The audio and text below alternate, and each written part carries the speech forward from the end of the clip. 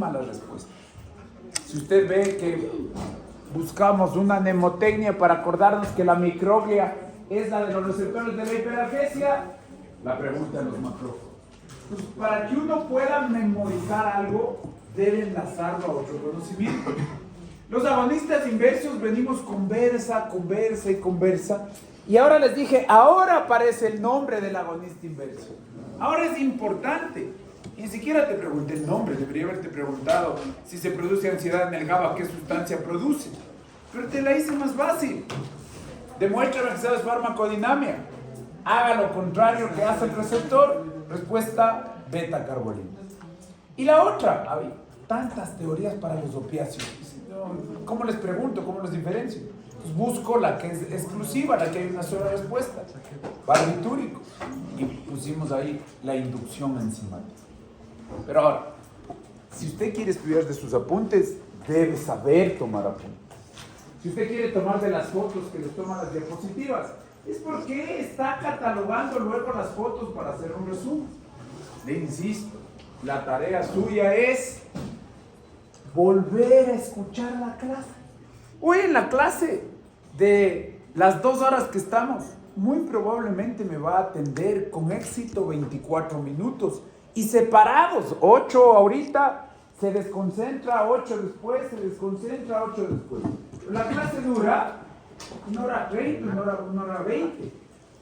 Entonces, ¿qué es lo que yo espero? Que se vuelva a oír la clase cuando su nivel de concentración esté al máximo. En un ambiente con música o sin música. A la noche, a la mañana. Solo o en grupo. Encontrando lo que se llama su metacognición. Si no, esto no va a funcionar. Y va a seguir, en vez de disfrutar la profesión que escogió, tratando de ver cómo aprueba la materia sin disfrutar lo que es el ejercicio de uno. Capítulo 36, prueba del próximo martes y última prueba corta del parcial 1, la prueba de la semana 7. Nos vamos a adelantar porque vamos a ocupar una clase solo para las exposiciones. Ya tiene su grupo de exposiciones. Hoy me entrega la tarea de la búsqueda de evidencia para la terapéutica razonal. Entonces, hagamos un escenario. Esta pregunta es muy simple. Entonces, ¿qué es lo que yo debo hacer? Buscar un episodio de mi vida que me lleve a resolver esta pregunta. Esta pregunta es de verdadero o falso. Alguien puede responder, alguien dice no sé de qué se trata.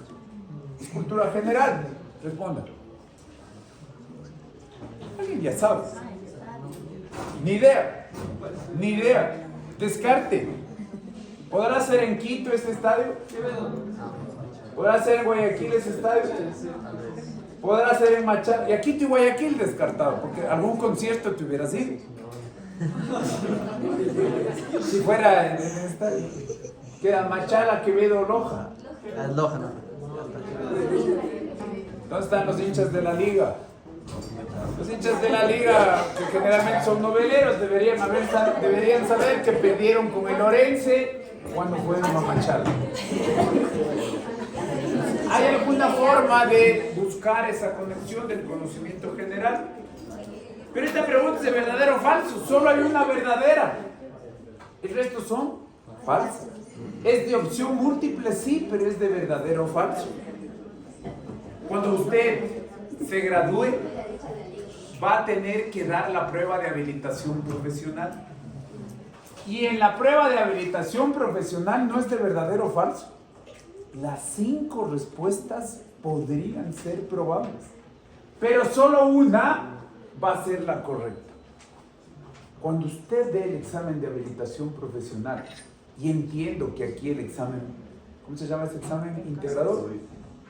El integrador, deben preguntarle así: ¿cuál de las siguientes sustancias producidas por el cuerpo conlleva a vasodilatación renal y es bloqueada por los AINES? Entonces, ¿qué van a aparecer en las opciones? Sustancias producidas por el cuerpo y no producidas por el cuerpo, sustancias que producen vasodilatación y sustancias que producen vasoconstricción, pero solo una va a estar influenciada por los AINES. Entonces, van a tener rasgos de probable respuesta, pero solo una va a llegar a cumplir los 3 criterios.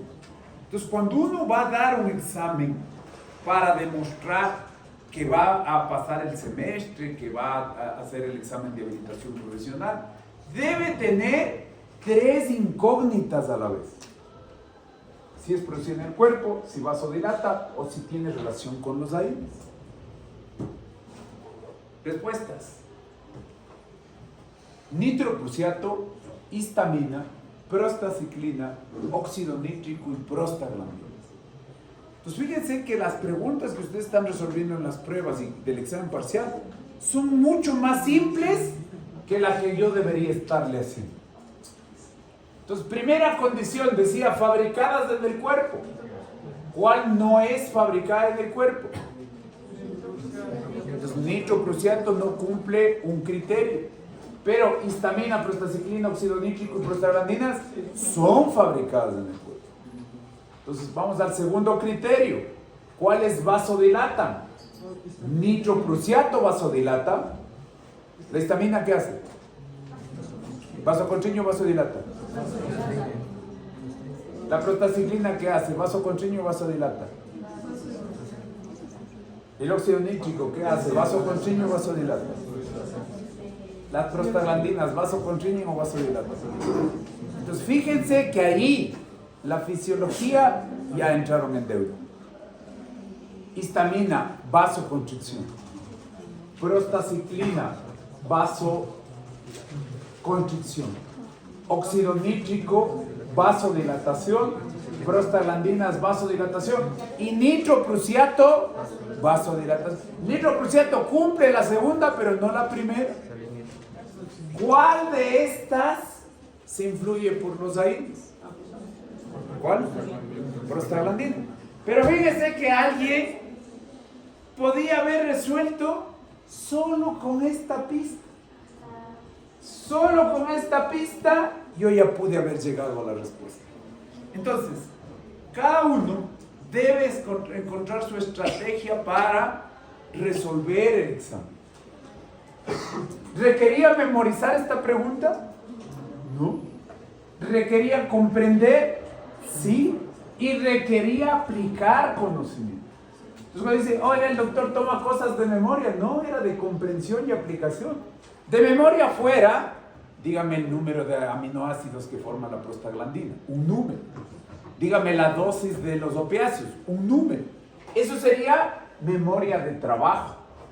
Cuando yo te pregunto para comprender y aplicar, es memoria de largo plazo. Cuando yo estudio medicina, debo buscar canciones, movimientos, circunstancias que lleven el conocimiento a la memoria de largo plazo. En el examen parcial 1, ustedes deben estar así.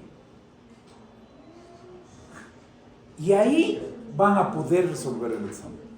Si no están haciendo sus movimientos, digo, no saben estudiar. Entonces, claro, cuando se les firma dando el examen, estos manes están locos. Pero en realidad lo que hicieron fue vincular una mnemotecnia de movimiento a toda la información que tienen. ¿Qué es lo que hacen estas empresas? Te enseñan a resolver el examen. Esto es para México, esto es para España, esto es para México y esto es para Estados Unidos. Cuando alguien está en Estados Unidos y se vaya al Step 1, se queda un año aquí. No aprendiendo medicina, sino buscando las estrategias para resolver preguntas. Buscando las estrategias para resolver bajo presión del tiempo las preguntas. Y entonces, eso te enseñan ahí. Evidentemente, hay críticas a las preguntas de opción múltiple. Porque alguien es experto en opción múltiple y no sabe nada de medicina y le puede ir bien. Hay trucos para resolver las preguntas. Pero medicina ha evaluado desde 1915 con el NBME cómo debe ser la demostración de que adquiriste el conocimiento médico. No, hay varias críticas, pero esta es la mejor. Y por eso el Ecuador escogió para su examen de habilitación profesional tipo de preguntas de opción múltiple de la mejor respuesta. Por favor, esa es una cualidad que usted debe aprender. Hay varios recursos, hay varios escenarios. Porque yo entiendo que los nervios le pueden ganar, pero para ser médico debe controlar los nervios. Es que el paciente está bravo y me está exigiendo que le dé un medicamento. Hay que serenarse y manejar ese paciente difícil.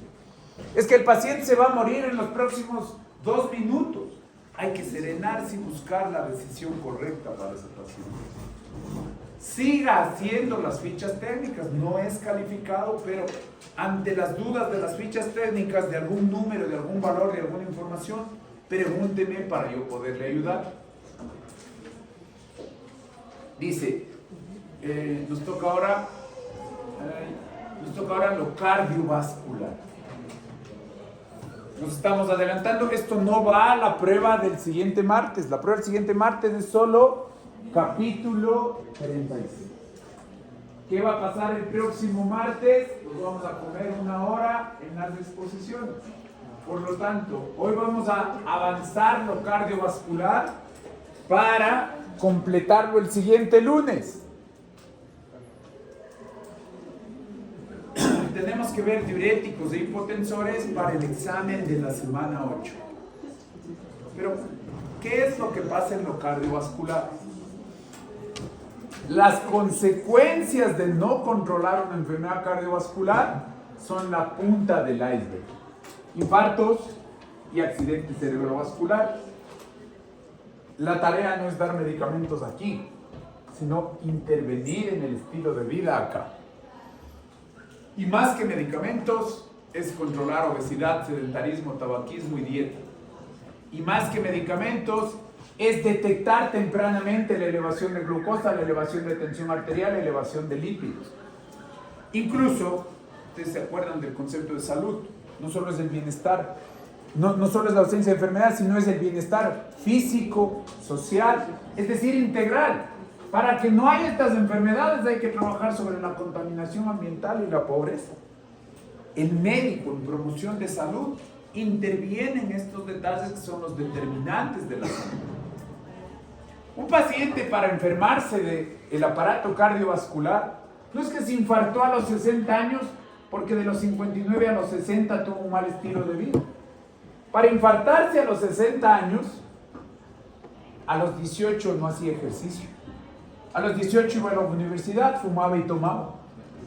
Sin alusiones personales. De 20 a 40 se hizo hipertenso. De 20 a 40 se le subió el colesterol. De 40 a 50 diabético. Para infartarse comenzó con un mal estilo de vida a los 18 años. El infarto no comienza a los 60 años. Y entonces tenemos que entender qué es lo que pasa en la evolución de la medicina frente a lo cardiovascular. Esa estadística que ustedes están viendo ahí es la causa de muerte en los 1900 y a partir de 1950, 60, ahora hasta 2010, 2025, todos los países tienen causa de muerte, inclusive Ecuador, principal causa de muerte, enfermedad cardíaca. Pero para que sea la enfermedad cardíaca y no estas, tiene que haber pasado algo en la historia de la medicina. ¿De qué se moría la gente en 1900? De neumonía, influencia, tuberculosis, enfermedades gastrointestinales, difteria. ¿De qué se moría la gente? De infección. Mala condición sanitaria. En los 1900 hasta 1950 debe haber aparecido algo para que lo cardiovascular de aquí cambie acá. Entonces, comencemos a ver la historia de la medicina. Este es el señor Gerard Domack, ganador del premio Nobel en 1939. En 1935, su hija sufre un pinchazo con una aguja de coser. y para ese tiempo iba a fallecer por el pinchazo, por una común y silvestre enfermedad por estreptococos. Ante el compromiso emocional, él estaba trabajando como químico en una sustancia textil que evitaba el crecimiento de bacterias. Y ante la desesperación, le administra a su hija el tinte textil y le salva la vida. Vos estás en el cine y dices, verán, ya se va a morir Iron Man, en la siguiente se muere. No te botan del cine. No es spoiler. La sustancia textil es el Prontosil. El Prontosil de la industria textil químico para colorear las telas se vuelve en el mejor antibiótico de la época. Y en paralelo a penicilina empiezan a salvar la vida. Y por eso la gente en los 1900 ya no fallece de infecciones, sino que ahora en los 50 y a la actualidad fallece de problemas cardiovasculares. Resulta que este antibiótico salva muchas vidas, cura de neumonías, y a los 1950 el observador dice, oye, al señor que le estamos salvando la neumonía, orina más. Al señor 1 le molesta orinar más. Al señor 2, el orinar más le deshinchó las piernas. El Prontosil no solo es antibiótico, sino que saca líquido. Y a partir de ahí, en el 1952, aparece el primer diurético. El primer diurético se llama acetazolamida, pero tiene dos problemas. Oye, qué bueno este antibiótico, saca agua. Bien, entonces modifiquemos la estructura y a partir del Prontosil descubren la acetazolamida. Sin embargo, no saca el líquido suficiente y te hace orinar bicarbonato. Efecto adverso. ¿Sabes cuál es el problema? Que como está grabado, te estás perdiendo de mi cuento, mi show, mi película. Yo sé que el man spoilea, pero yo voy a dejar de spoilear. Pero yo estoy haciendo toda la historia de la medicina solo para encontrar anclas a la memoria para el futuro conocimiento. No, ya está grabado, me veo otro rato. ¿Qué pasa si orina bicarbonato? Se muere por acidosis. El defecto del primer diurético es que te hace orinar bicarbonato y no saca el líquido. El paciente se queda retenido el líquido y tiene ahora acidosis. Le felicitamos a acetazolamida por ser el primer diurético, pero no sirve. Entonces, en 1957, este grupo de investigadores, ahí están los nombres, no es importante, se ganan un premio, no es importante, es más, deberían quitarles el premio porque se equivocan. Descubren al diurético clorotiazida. ¿Por qué digo que se equivocan? Porque no orinamos cloro, orinamos sodio. Deberían haberle puesto de nombre sodio-tiazida, pero para el conocimiento que tenían en ese momento, le bautizan como clorotiazida.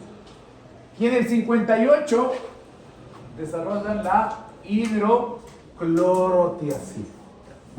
Entonces, la familia del cloro, que en realidad saca sodio, es mejor diurético que la acetazolamida, pero no es suficiente. Sin embargo, quien reciba la familia del cloro tiene una ventaja: la presión arterial comienza a bajar. La presión arterial comienza a controlarse. Y entonces, este no es diurético, sino es el fármaco que debería estar tomando tu tío hipertenso para la presión arterial. Descubrieron en la intención de tener un buen diurético, descubrieron el mejor fármaco para la presión arterial. Mal diurético, pero la estrella para controlar la presión arterial. Todavía no tengo el diurético. Recién en 1963 aparece el verdadero diurético. En 1963 se sintetiza recién la furosemida. Y este sí te vacía todo el agua extra. Te saca litros de agua. Pero te ponen un problema. Podrías llevarte hipotensión, hipovolemia. Pero cuando personas están muriendo por mucha retención de agua, les salva la vida.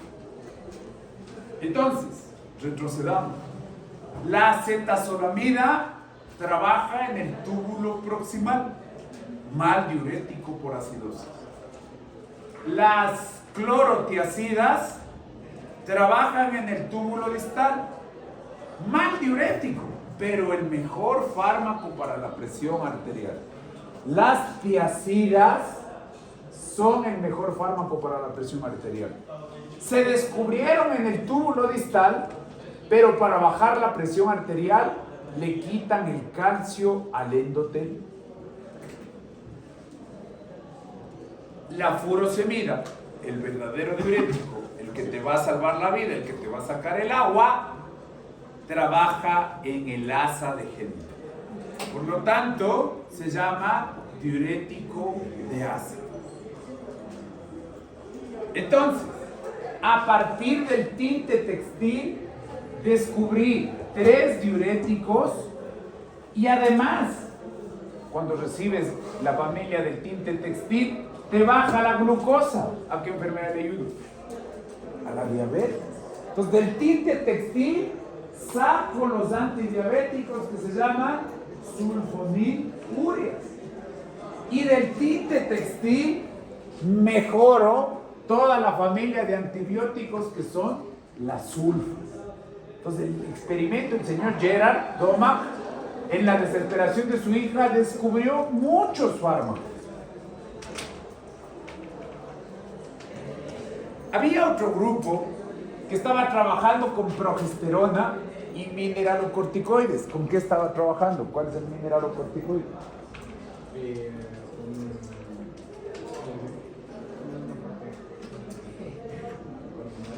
¡Responde!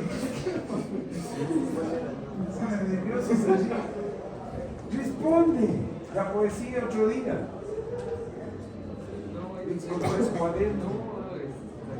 Tres cuadernos, a ver, responde. Claro que tienes, pero no sabes de lo que se trata. Copiaste y ahí estoy leyendo en tu cuaderno la respuesta. Mineralocorticoide.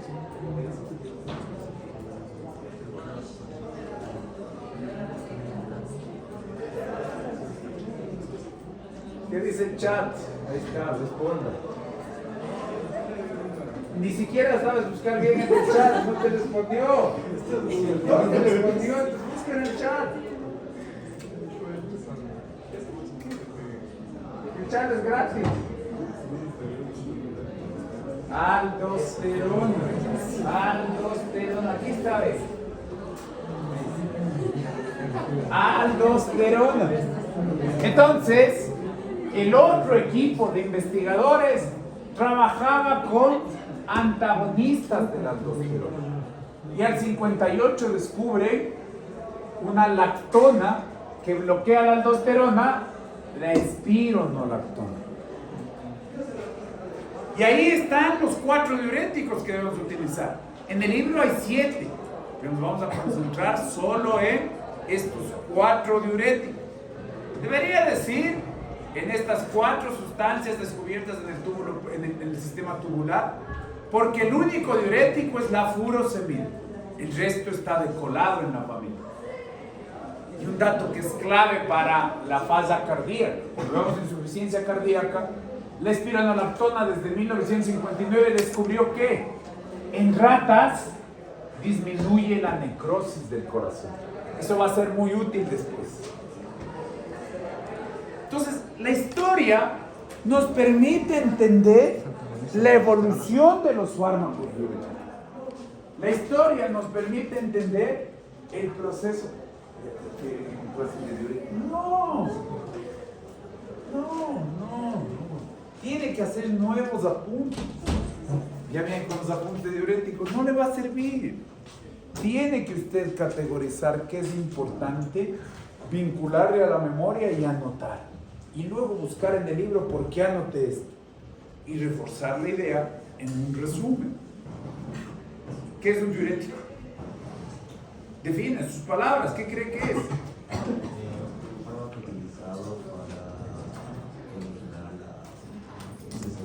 Exceso de sodio. Bien, me gusta. El diurético, el término técnico es agente que incrementa el volumen de orina para resolver los síntomas de enfermedades que retienen líquidos.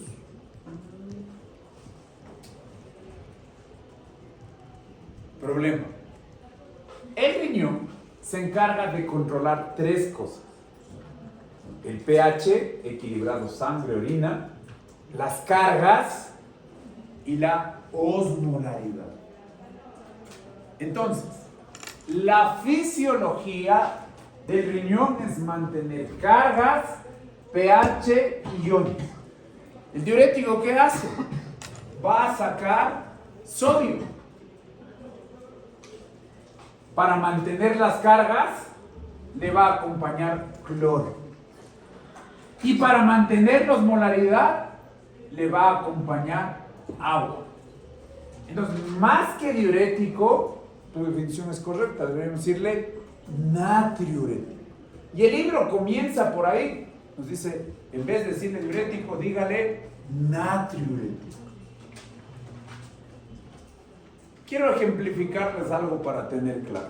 Los AINES se parecen mucho, por eso les pongo sobre el mismo tono. Aquí está el cerecoxib, el meloxicam, el ketorolaco, el naproxeno y el ibuprofeno. Cambian en rasgos farmacocinéticos sutiles del número de tomas, pero su mecanismo de acción es igual, son muy parecidos. Sus efectos adversos son iguales, son muy parecidos.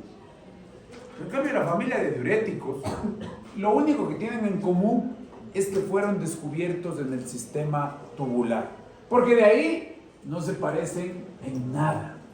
La acetazolamida sirve para una enfermedad ocular, la tiazida para hipertensión, el ahorrador de potasio, la espironolactona, para insuficiencia cardíaca congestiva, y solo los diuréticos de ASA sirven para edemas.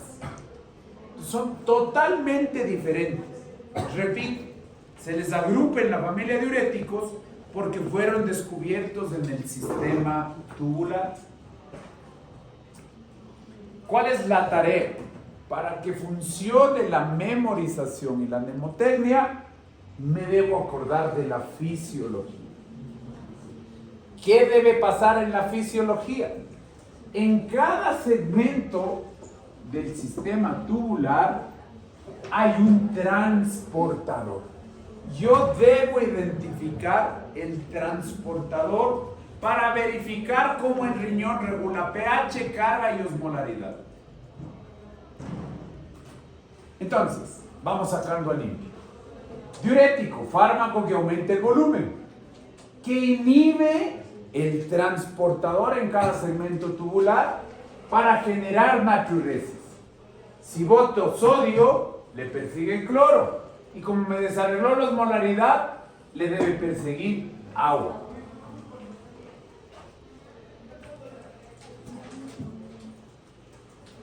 Ok, ¿cuáles son los transportadores? Túbulo proximal, NH3. También tiene el túbulo proximal SGLT2. En el asa de Hendel le doy la vuelta, no hay transportador importante. En el asa de Hendel descendente, en la ascendente gruesa, NKCC2. Túbulo distal, NCC, y túbulo distal final y colector, NAC. Todos estos son los transportadores susceptibles de ser manipulados por fármacos. Pero para llegar acá, el fármaco debe salir desde la sangre hasta la orina. El fármaco no es filtrado, debe ser expulsado desde la sangre a la orina. digámosle técnicamente lo correcto, debe ser secretado desde la sangre a la orina para encontrarse con el transportador. ¿Dónde se secreta? En el túbulo proximal. Los 3 diuréticos deben ser expulsados del cuerpo en el túbulo proximal. El túbulo proximal es la vía de llegada para que los diuréticos ingresen desde la orina hacia el bloqueo de cada transportador. Y entonces utilizan el mismo camino de la salida de la basura ácida y la basura básica.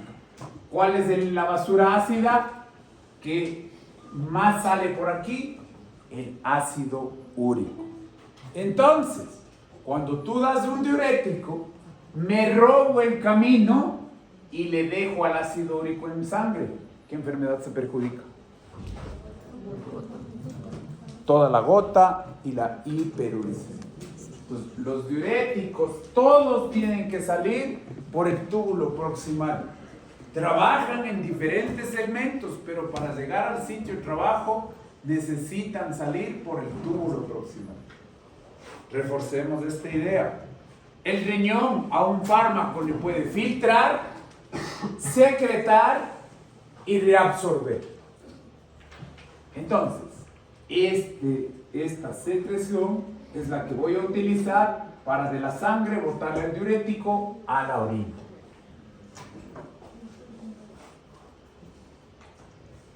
¿Qué es lo que debo identificar?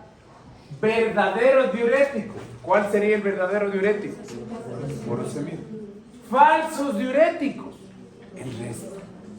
Todos los demás se descubrieron en el sistema tubular y por eso están en la familia de diuréticos, pero son falsos diuréticos. La acetazolamida sirve para glaucoma. La tiazida sirve para hipertensión arterial y la espironolactona sirve para la remodelación de la falla cardíaca. El libro nos da 7 opciones de diuréticos, pero muchas son experimentales y no están vinculadas a la atención primaria. Nosotros nos vamos a concentrar en 4, los 3 del Prontosil más de espironolactona, y a este que no tiene utilidad lo vamos a ver porque tiene un mecanismo de acción importante para aprender bien los conceptos renales. Entonces vamos a ver 4 más 1, no los 7. No tiene sentido revisar todos esos diuréticos. ¿Y cuál sería la tarea? Como todo el ejercicio médico. Llega el paciente y comparas las 5 familias de acuerdo a los rasgos farmacológicos, a la evidencia, la seguridad, la conveniencia y la eficiencia. Y escoges el mejor fármaco para tu paciente. Hoy ustedes están solo evaluando el criterio de evidencia. Y se van a ganar 10 puntos solo por este criterio. La siguiente tarea van a evaluar desempeño farmacológico, evidencia, seguridad, conveniencia. La siguiente tarea va a ser más larga. Pero ¿cuál es la prioridad de los 5 criterios? La evidencia. Entonces, cuando una persona está cursando medicina, dice, ¿cuál es la materia más importante? Resulta que ha sido la bioestadística. Porque esta es la que te lleva a encontrar la evidencia. Pero claro, tal vez ni el profe de bioestadística sabe su importancia y empieza a dar Excel y cálculos y no se da cuenta que esta es la forma de ejercer la medicina adecuadamente, la forma de dar calidad a lo que hacemos, la forma de sustentar la que hacemos y en el futuro la forma de librarnos de un abogado de mala práctica médica. Entonces, esto se vuelve importante en la pirámide de evidencia. Es que yo quiero darle cloro al COVID. ¿Qué nivel de evidencia tiene? Estudio original, no le puede aplicar esto a su paciente porque eso es un experimento. Casi en animales están haciendo lo mismo que en su paciente. Usted tiene que prescribir sumarios de referencia clínica. ¿Cuál tiene a mano? BMJ. Lo que diga BMJ ya filtró el estudio original, filtró la revisión sistemática y filtró las guías de práctica clínica. El trabajo que nos está haciendo el editor de BMJ es simplificar todo el proceso médico. Y entonces, no hay fármaco perfecto, algún pero suelen tener, pero yo comparando los 5 criterios, escojo el mejor fármaco para cada paciente como un mundo propio, como un individuo propio. Vamos a ver otro anclaje para poder entender los bioéticos. Todos anclajes, historia, datos, pistas, para que no diga, oiga, me tengo que aprender tantos nombres. El siguiente anclaje es el más importante. Porque el diurético, ¿qué va a hacer? Va a dañar la fisiología. Tiene una intención terapéutica, pero va a dañar la fisiología. ¿Cuál es la fisiología renal? El hombre comienza a poblar el mundo y su alimentación es todo lo que puede cosechar de las plantas. No sabe cazar aún. Entonces se alimenta de vegetales, frutas, se alimenta, diríamos, de ensaladas. Es lo único que puede hacer el hombre cuando empieza a poblar el mundo y es nómada, porque se come todas las frutas del árbol 1, tiene que caminar 3 kilómetros para llegar al árbol 2, 3 kilómetros para llegar al árbol 3. Pero ese riñón tiene, al comer solo vegetales, frutas, ensaladas, una sobrecarga de potasio y poca ingesta de sodio. El hombre, cuando puebla el mundo, el cavernícola original, comía mucho potasio. Entonces, ¿cuál es la tarea del sistema renal del cavernícola? Túbulo proximal, NHE3, botar potasio y retener sodio. Asa de Henle, NKCC2, botar potasio, retener sodio. Túbulo distal, NCC, botar potasio, retener sodio. Túbulo colector, canales epiteliales de sodio, ENaC. Con la aldosterona, botar potasio y retener sodio. Ese es el riñón que nos heredaron los cavernícolas. ¿Por qué? Porque solo comían potasio. Resulta que conforme avanza la historia, aprende a cazar. Al aprender a cazar, cambia totalmente su nutrición, cambia su dieta y se vuelve ahora basada en proteína. Eso les lleva a mejorar la masa muscular, les lleva a mejorar el desarrollo cerebral, les lleva a convertirse en el Homo sapiens.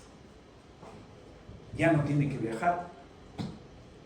Aprende a cazar y aprende a sobrevivir, aprende a subsistir. Aquí matan este animal, pierden 4 cavernícolas, pero ahora van a salvar a más porque tienen alimentación para mucho tiempo. Problema actual, se echa a perder la carne. ¿Qué tengo que hacer con el exceso de carne para guardarle y que no se me dañe? Salar, ponerle sodio, ponerle preservantes, llenarle de sal para que se conserve esa carne. Y entonces ahora, ¿qué como? Al 2025, mucho preservante, mucho sodio y poca ensalada, mucho químico y poca fruta, poco vegetal. Pero mi riñón no estaba hecho para eso. Entonces ahora, ¿qué va a pasar con la sal que estoy comiendo? Me estoy enfermando. Porque a la sal ahora se va a quedar adentro. ¿Y qué le persigue? Cloro. ¿Y qué le va a perseguir para adentro? Agua. Tengo más volumen que el que debería tener. ¿Y entonces qué tiene que hacer el corazón con más volumen y más sal? Aumentar la presión del bombeo. Y esta es la fisiopatología de la hipertensión arterial. Para rematar, voy a ponerme en primera persona. La abuelita cocinaba súper rico y alineaba súper bien la comida. Pero mi mamá no tiene tiempo para cocinar. Ella le pone más sal o menos sal para ponerle sabor a la comida. De hecho, fíjense cuántos miembros de su familia sin probar la comida ya están poniéndole sal. Entonces, esa sal se suma a los preservantes y agrava la hipertensión arterial y sobrecarga de trabajo al corazón. Y en el riñón del cavernícola, que estaba diseñado para botar potasio, ahora le agravé a la retención de sodio. ¿Por qué es importante esto? Cada diurético que veamos va a romper la fisiología. ¿Cuál era la fisiología? Retener sodio y botar potasio. Pues ahora el diurético, ¿qué va a hacer? Va a botar sodio intentando rescatar el potasio. Términos que vamos a utilizar en el modelo en las enfermedades cardiovasculares. Presión arterial. ¿Qué es la presión arterial? Gasto cardíaco por resistencia periférica. ¿Qué es el gasto cardíaco? Volumen sistólico por frecuencia cardíaca. ¿De qué depende el volumen sistólico? El trabajo que yo tengo hacia adelante, poscarga. El trabajo que me viene del retorno venoso, precarga. Y de la integridad de la pared del ventrículo. Entonces, yo voy a modificar con los diuréticos precarga, poscarga, presión arterial, resistencia periférica, gasto cardíaco. Voy a modificar las ecuaciones de la hemodinámica. Dato importante para poder conocerles a los diuréticos, acordarnos de la anhidrasa carbónica. La anhidrasa carbónica es una sustancia que está vinculada a muchos tejidos. Está en el riñón, en el humor acuoso, en el ojo, está en el líquido cefalorraquídeo y está fundamentalmente para ilustrar en los eritrocitos. La anhidrasa carbónica puede hacer una reacción de asociación o una reacción de disociación. Depende del sitio anatómico donde se encuentre. Puede al CO2 y al agua convertirle en ácido carbónico o al ácido carbónico convertirle en bicarbonato e hidrógeno. Por ejemplo, en los eritrocitos al CO2 le hace viajar como a bicarbonato. En el pulmón, para que salga del cuerpo el CO2, le disocia CO2 y agua. Ya vamos a ver cómo esto se da en el riñón. Ya, con esta introducción, preguntas. Nos vamos a meter en un tema de fisiología, así es que preguntas. ¿Estamos?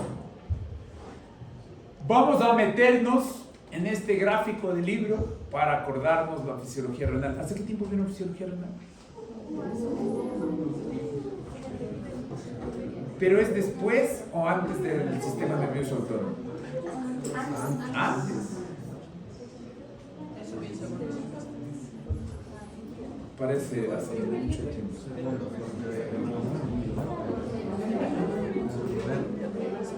Primer semestre de fisiología renal. ¿Les dio la Francis? No. No aprendí.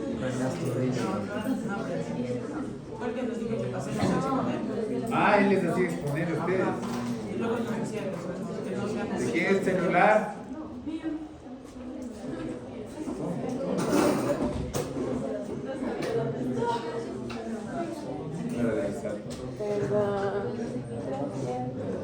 Vamos, túbulo proximal. Varios componentes para poder acordarnos de la fisiología y hacer un enlace. Primer componente, el transportador del cavernícola NHE3. ¿Qué hace el cavernícola? Mete un sodio y bota un hidrógeno. Primer componente. Segundo componente, el transportador SGLT2. ¿Qué es lo que hace el cavernícola? Sodio para adentro.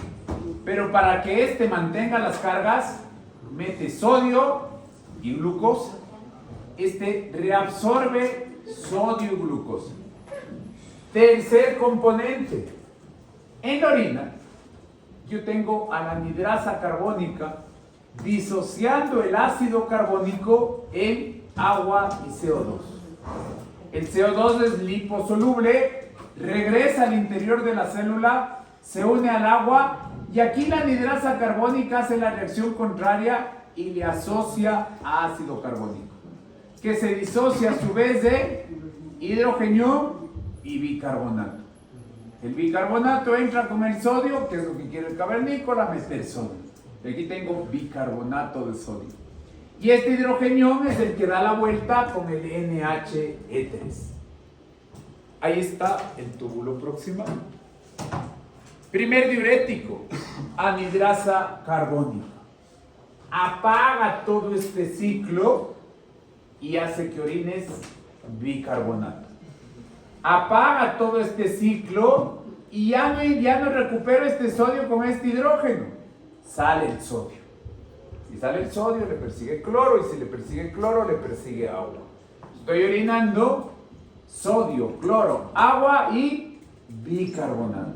Efecto adverso del diurético del túbulo proximal: acidosis. Familia de diuréticos que se va a volver importante en la insuficiencia cardíaca congestiva. Apago el transportador SGLT2. La familia se llama dapaglifosina. Ahora voy a orinar sodio y voy a orinar glucosa. ¿A qué enfermedad le ayuda que orine glucosa? A la diabetes. Entonces la dapaglifosina se descubrió como antidiabético. Y ya vamos a ver ahora todos los usos que tiene. Todos los segmentos renales tendrán una sodio-potasio ATPasa, transporte primario, para meter sodio a la sangre. La idea es, recupéreme el sodio, porque comíamos mucho potasio. Preguntas del túbulo proximal. Fácil. Luego bajaría el asa de Henle, rama descendente, delgada. La curva, usted se acuerda de la fisiología, sirve para concentrar o diluir la orina. En la fisiología está el mecanismo del efecto único y el flujo de líquido tubular para concentrar o diluir la orina. Tengo la curva y trabajo con la osmolaridad del intersticio entre las asas de Henle. Aquí trabaja el verdadero diurético, por eso se llama diurético de asa. Su rama descendente, nada que hacer. En la subida, rama gruesa. Transportador, NKCC2. ¿Qué mete? Vamos, comencemos aquí para hacerle una lógica. 3 sodios, 2 potasios. ¿Ya? Entonces metí 3 sodios, metí 2 potasios con la bomba sodio, potasio, ATPasa.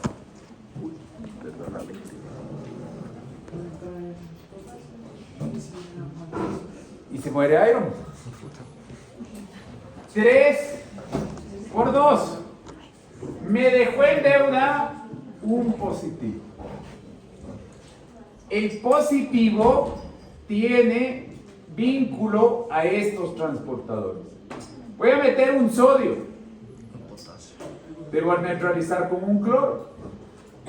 Para mantener las cargas, esto está acoplado a potasio y estos son 2 cloros. Este transportador mete un sodio, un potasio y 2 cloros. Se llama NKCC2 y como mantiene las cargas, se llama electroneutro. Pero sigue la deuda del potasio. Entonces, el potasio que metí, le saco por acá.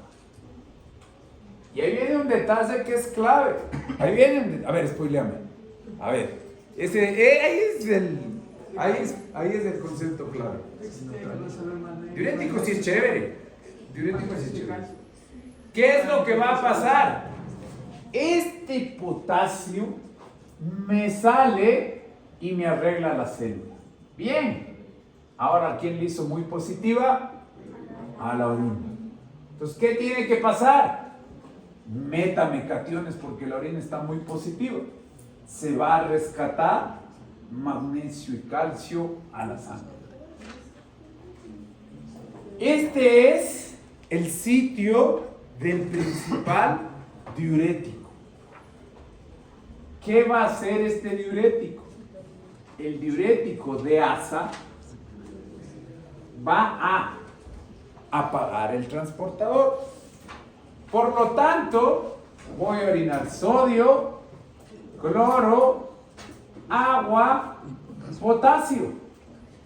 Como la carga ya no está desarreglada, ya no tengo este cambio aquí, potasio orina, voy a orinar magnesio y voy a orinar calcio. Este es un despeñadero de iones y un despeñadero de agua. Cuando yo le quiero al túbulo proximal apagar su capacidad de retener sodio, le mando la orina filtrada con menos sodio y más agua, con más sodio y más agua en la orina. El asa de Henle le dice, túbulo proximal, yo mando aquí, tú no sirves, todo lo que hayas hecho yo lo corrijo acá. Ese es otro pero importante del diurético del túbulo proximal. El asa de Henle tapa los efectos del diurético del túbulo proximal. Vamos, nos toca el túbulo distal. En el túbulo distal trabaja el mejor fármaco para la presión arterial. ¿Cómo se llama? Las clorotiazidas.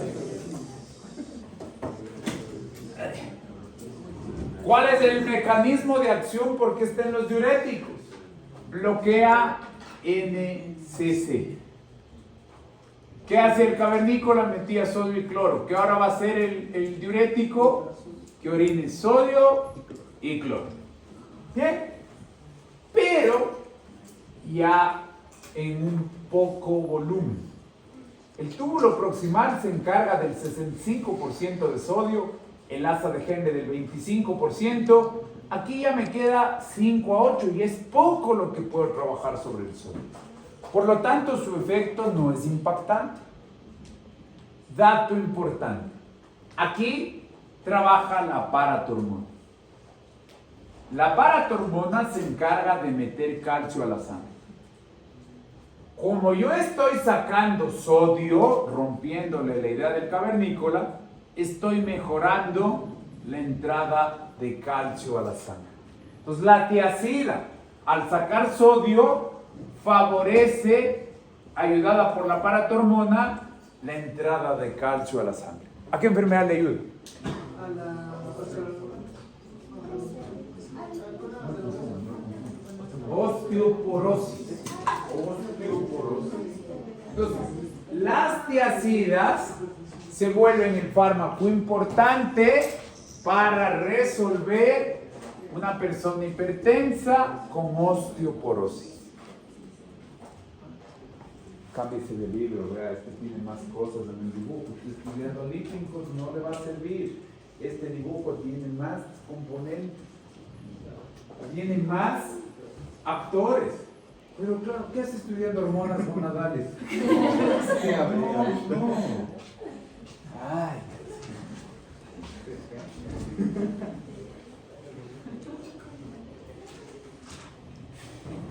Vamos, túbulo colector. Aquí tengo dos tipos de células. Las células principales y las células intercalares. A estas les vamos a dar vacaciones porque estas sirven para regular bicarbonato y no hay opción farmacológica. ¿En cuál nos vamos a meter? En la principal. La célula principal es el sitio de acción de la hormona del cavernícola. ¿Por qué es la hormona del cavernícola? Mete 3 sodios y bota 2 potasios. Esta está hecha para orinar el potasio del cavernícola original. Funciona con señal liposoluble. Se mete, encuentra un receptor intranuclear y al núcleo le dice: fabriquemos canales epiteliales de sodio para recuperar el sodio. Esa es la intención del cavernícola. ¿Qué hace el antagonista de la aldosterona? Bloquea la unión con el receptor. Si bloqueo la unión con el receptor, evito la síntesis de los canales. Como ahora el potasio se está quedando, a los diuréticos del túbulo colector se les llama ahorradores de potasio. El otro ahorrador de potasio se llama amilorida y ese bloquea los canales. Entonces la aldosterona bloquea la síntesis de los canales y la amilorida bloquea la estructura de los canales. Y esos son los 4 diuréticos. Faltaría una etapa de la fisiología, que es la acción de la antidiurética. Fisiología, la antidiurética en contra de orinar. La antidiurética, ¿a qué se dedica? A rescatar agua para la sangre. Si usted está deshidratado, comió mucha sal, la osmolaridad del hipotálamo, la neurohipófisis secretan antidiurética. La antidiurética también se llama vasopresina. Entonces, antidiurético vasopresina viene del receptor 2 de vasopresina, que es GS. Por lo tanto, adenilciclasa AMP cíclico. ¿Qué hace ese AMP cíclico? Estimula la síntesis de las acuaporinas para incrustarse en la célula del túbulo colector y devolver el agua al cuerpo. Entonces, existe un diurético que bloquea la hormona antidiurética. Sin hormona antidiurética no hay acuaporinas, no recuperas agua. Sin embargo, no lo vemos porque no es para el manejo de atención primaria. ¿Qué es lo que acabamos de ver? La estructura de cómo la fisiología va a engancharse a la farmacología de los diuréticos. Preguntas.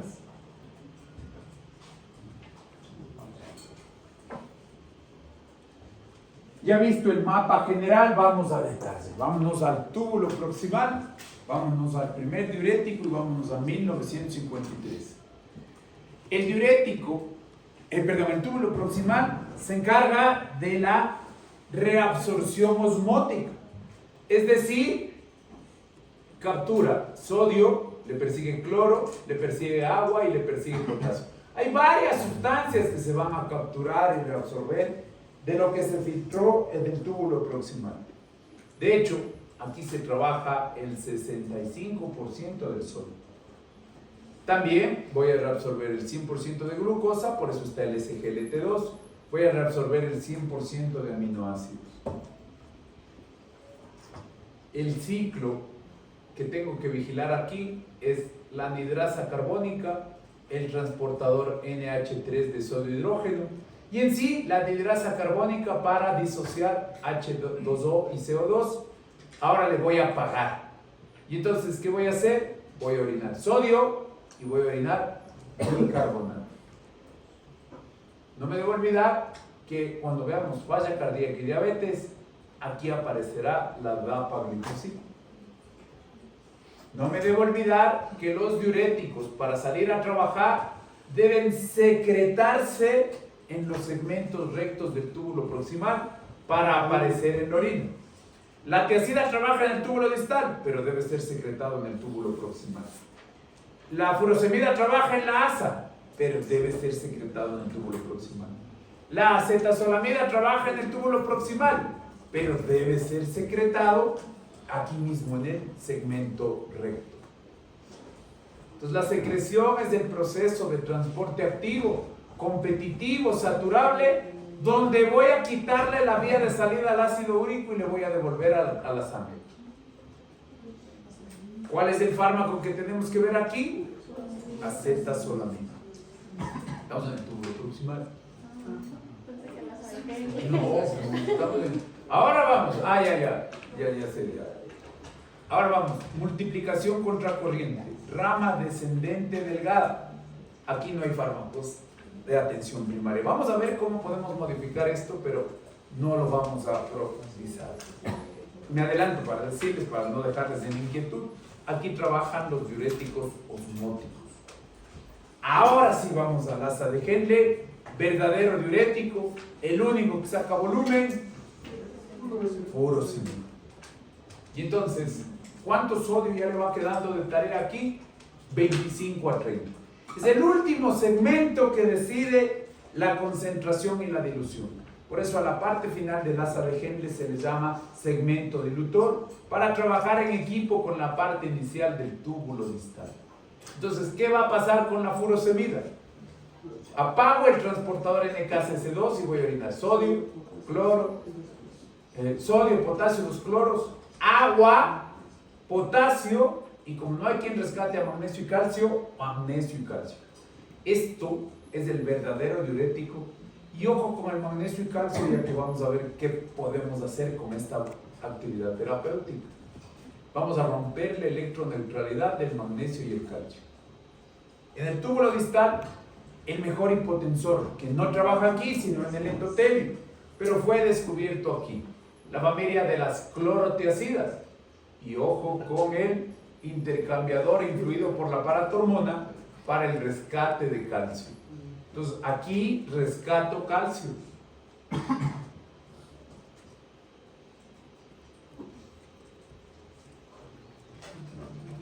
Ya. En el túbulo y conducto colector tengo espironolactona para antagonizar la llegada al receptor y amilorida para evitar la formación de los canales. Aquí se regula la concentración de potasio. Aquí ya le queda poco acción sobre el sodio, ya solo le llega el 1 al 2% del sodio. Ya el asa de Henle ya decidió qué va a pasar. Entonces, tengo que trabajar con bloqueo de síntesis de canales o destrucción o inhibición de la formación de los canales.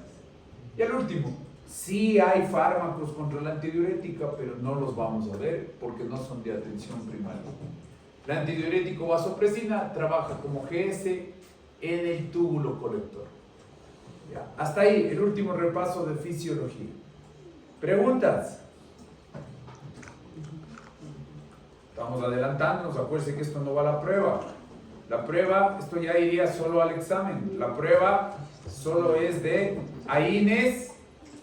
La prueba es de capítulo 36, gota. Diuréticos irá al examen. Farmacología de los diuréticos. Vamos a ver. Primer diurético que vamos a ver, el más prescrito en el mundo, pero no como diurético, sino como hipotensor. Me voy al cuadro básico. ¿Qué diurético me da? Dice, diurético de techo bajo. Aprendamos este concepto. Esta es la tiazida, su dosis y el volumen urinario. Esta es la furosemida, su dosis y el volumen urinario. ¿Qué quiere decir de bajo techo? Por más que yo incremente la dosis, la capacidad de sacar líquido está limitada. Voy a poner un número para ser didáctico, a 300 centímetros cúbicos. ¿Sigo subiendo la dosis? No, hasta aquí llegó 300. En cambio esta, la furosemida, sube la dosis y sigue subiendo su capacidad para incrementar el volumen urinario. Más dosis, más volumen. Más dosis, más volumen. Más dosis, más volumen. Hasta que llega a su techo. Entonces, a la tiazida se le llama de techo bajo y a la furosemida de techo alto. Dato clave. La clorotiazida y la hidroclorotiazida son tiazidas originales. Porque ¿qué tiazida o qué fármaco me da el cuadro básico? Me da la clortalidona. ¿Qué es la clortalidona? Una sustancia que parece tiazida, pero que químicamente no es tiazida. Por eso esta se les llama tiazidas like. Está en la familia de tiacidas, pero su estructura química no es de tiacidas. Sin embargo, se comporta igualito que las tiacidas. Su origen, las sulfonamidas, es decir, el tinte textil brontosilo. Entonces, ¿qué quiere decir diurético de techo bajo? Al aumentar la dosis, no aumenta la diuresis. Entra al cuerpo y su etapa 1, durante 2 a 3 semanas, es bajar la volemia en el túbulo distal. Poquito, pero baja la volemia. Entonces, yo voy a tener 2 a 3 semanas de bajar la presión arterial por bajar la volemia. Sí, diurético del túbulo distal. Sin embargo, cuando baja la volemia, el receptor de presión renal pide ayuda. Dice, oye, bajó la presión en el riñón. Tenemos que traer al equipo que sube la presión. ¿Quién viene? No, dije presión, dije arteria renal. No es los malos receptores. El eje renina, aldosterona. Entonces, a la tercera semana, el diurético deja de bajar la volemia y bajar la presión arterial porque es contrarrestado por renina, angiotensina, aldosterona. A todos los diuréticos les debería pasar lo mismo. El cuerpo se defiende de bajar la presión y el volumen. Pero, ¿qué es lo que pasa con las tiacidas? Siguen bajando la presión arterial. Su etapa 2 ya no es como diurético, sino en el endotelio. A partir de la 4ª semana baja la presión arterial, pero en el endotelio, bajando la resistencia periférica. ¿Cuáles son los de esta familia? Las tiacidas, hidroclorotiacidas. Las no tiacidas, clortalidona, indapamida y metolazona. Metolazona.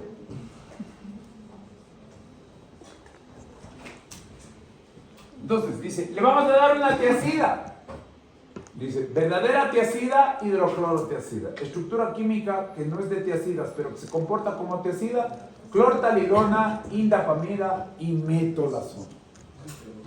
Entonces, la hidroclorotiacida y la clorotiacida son verdaderas tiacidas por su estructura química, benzotiazida.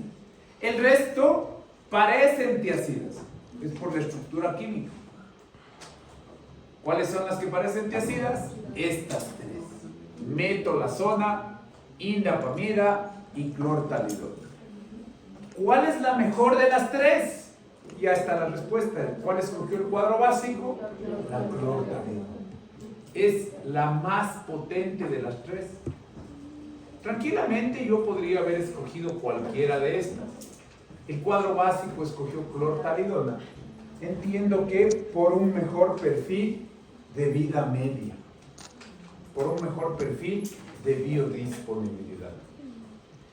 Para la clortalidona llegar al túbulo proximal, debe salir de la sangre a la orina. Debe ser secretada por el túbulo proximal para llegar a trabajar al túbulo distal. ¿Contra quién compite? Contra el ácido úrico. Compite con el ácido úrico en el túbulo proximal en su camino, en su viaje para llegar al túbulo distal. Dato importante: el diurético para trabajar, su efecto como fármaco es 80%. El 20% del efecto diurético depende de las prostaglandinas. Entonces, ¿qué fármaco no puede recibir el paciente que usa diuréticos?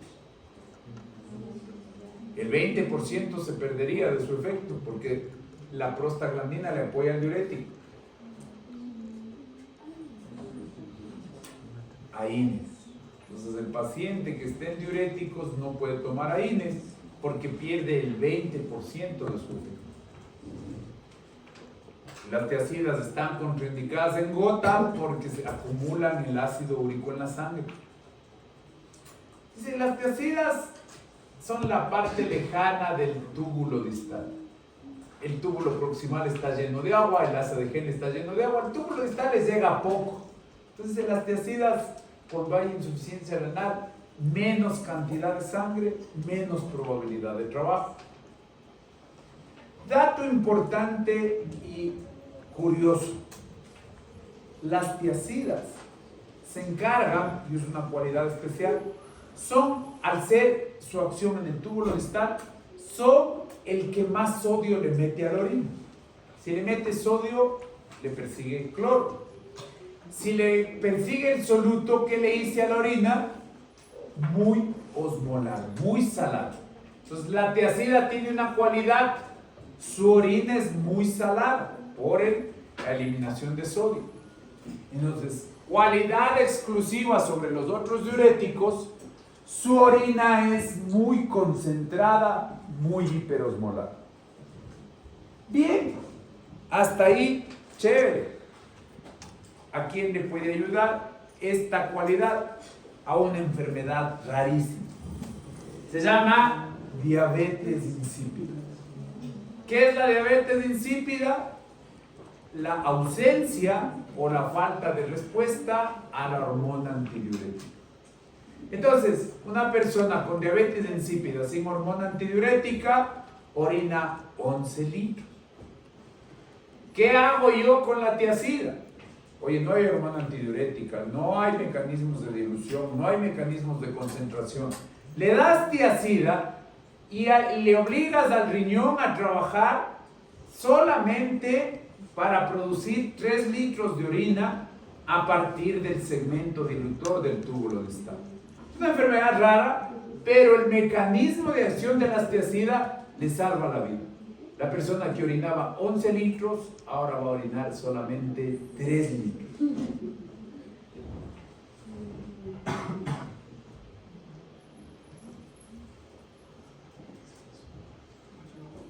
¿Por qué siempre la niña Renata está contándole un chiste a la niña Nala?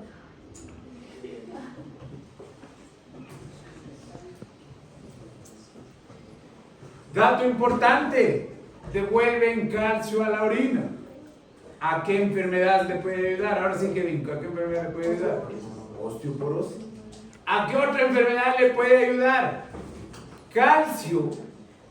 Menos calcio en la orina le sirve a la persona que tiene cálculos renales.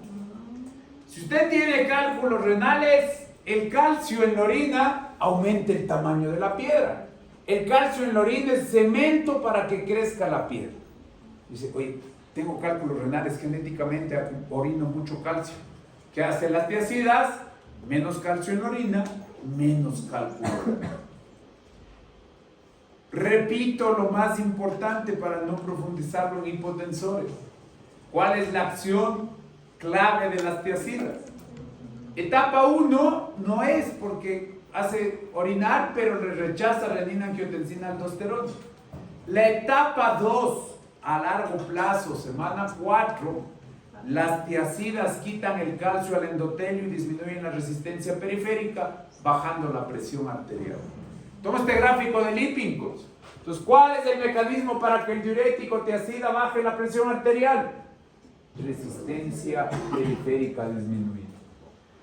No es su actividad de diurético. Su actividad de diurético es rechazada por renina, angiotensina, aldosterona. Dato importante, ¿y por qué la clortalidona está en el cuadro básico? Su vida media es de 50 a 60 horas. Dato importante, familiaridad, afinidad estructural con la anhidrasa carbónica. Por lo tanto, se liga la tiazida a la anhidrasa carbónica y se guarda como tanque de reserva en los eritrocitos. ¿Qué utilidad tiene? El paciente se olvida de tomar y yo saco del tanque y el fármaco sigue actuando.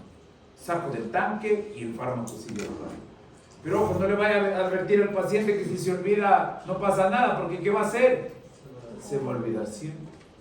Esta cualidad de depositarse en el tanque hace que yotiacidas de dosis súper bajas y que incluso le pudiera recetar hasta intervalos de 2 a 3 días. En falla cardíaca las tiacidas no sirven. En falla cardíaca para sacar el líquido sirve la furosemida. Las tiacidas son hipertensión arterial. Los edemas son furosemida. Disminuyen las piedras renales, disminuyen la formación de cálculos renales. Sirve para diabetes insípida porque disminuye el volumen urinario de esa afectación. Nos vamos a quedar aquí en usos terapéuticos.